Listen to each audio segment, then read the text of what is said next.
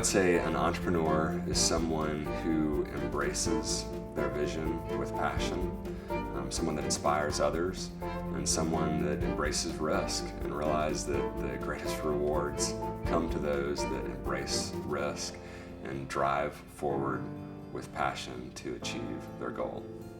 When I started Sweet Leaf Tea, I wanted to do something that I was really passionate about. I wanted to create a product that was really unique and something that I felt like was going to be best in class. And the thing that really set Sweet Leaf apart was the quality of the product. It was a higher quality, better tasting, better for you, organic bottled iced tea. And Austin played a huge part of the company's success. I mean, Austin is one of the best places not only to start any company, but it's definitely one of the best cities in the world to start a branded company. My father was an entrepreneur. He had a medical supply company that he started right out of college. We grew up in a mobile home, so very humble beginnings. And from a very early age, I just always knew that I was going to be an entrepreneur. My dad was really proud that I was striking off on my own, but he knew the odds were against me and that most likely the company would never succeed. $14,000 in savings. It was the classic startup on a shoestring budget. At Sweet Leaf, there was so many times where I thought that we were that close to going out of business. I mean, there's times where our delivery vehicles were driving around without any car insurance because I just couldn't afford to pay them. There was a time where there was a large retailer that wanted our products and they wanted $5 million worth of product liability insurance. So like any scrappy entrepreneur, I got my $1 million liability insurance piece of paper, white out over the one, typed in the 5 on top of it and scanned it in and sent it over to them, and we got in that account. But there's a lot of situations like that where it's, am I going to pay employees?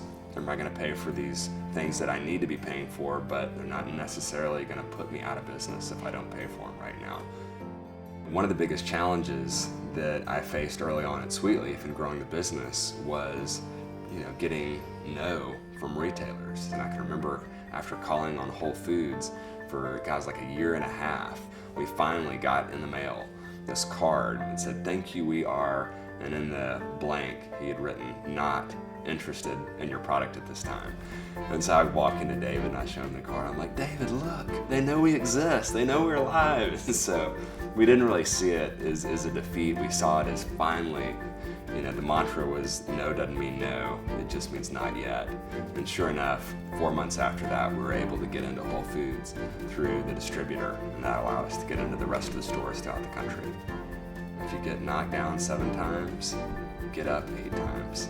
Because I can promise you, you're gonna get knocked down. And it's not about if you get knocked down or how hard you get knocked down. You haven't failed until you decided you're not gonna get back up. I knew after I left Sweet Leaf Tea that I wanted to stay in food and beverage. I wanted to stay in an industry that was very analogous to non-alcoholic beverage industry. And Eddy Vodka, the spirits industry, is very similar. We believe in sourcing local. Our honey that we use in our sweet tea vodka comes right here from Austin, from Good Flow Honey Company. So that's a lot more expensive than high fructose corn syrup, but it's better for you and it tastes a lot better. And Austin supports us, and so we want to support local as much as possible. Where we're officed is in Penfield, South Austin, really fun place. Sweet Leaf is right down the road from us here in Penfield. And we've got 2 other companies that I'm very involved with right here in our own office, Rhythm Superfoods and then Daily Juice. Deep Eddy is going to be a national brand. We're in 16 states right now, so in 5 years we're definitely in all 50 states. The sweet tea vodka will definitely be the #1 selling sweet tea vodka in the market. It already is in Texas. And the straight vodka, we want it to be definitely within the top 10 of all vodkas in the US. And we want it to be #1 of any vodka that sources all their ingredients locally. I'm recently married to my wonderful, beautiful wife, Carly. So yeah, that's definitely where where my biggest passions are right now is being a good husband to her. God definitely comes first in my life, so my relationship with him means everything, and it puts everything in perspective and just makes life so much more wonderful. Big Brothers Big Sisters is an organization that's near and dear to my heart. I've been a big for 9 years now to my little Andrew San Miguel, who's now 17 years old. Crazy to think about that he's now driving, but that's just been a wonderful organization that I've been able to get involved with. So the one piece of advice I would give myself back then would be to not take myself so seriously. And I don't mean to work with any less passion or any less competitive drive, but my ego got in the way a lot in the early days. I would say I was much more concerned about being right than I was winning. I would have never admitted to that at the time. I probably didn't quite understand it, but my ego in the early days slowed the business down a lot because I was most concerned about being the first one to work and the last one to leave. I wanted to be right. I wanted people to come to me for advice on how they should do whatever they're doing within the company.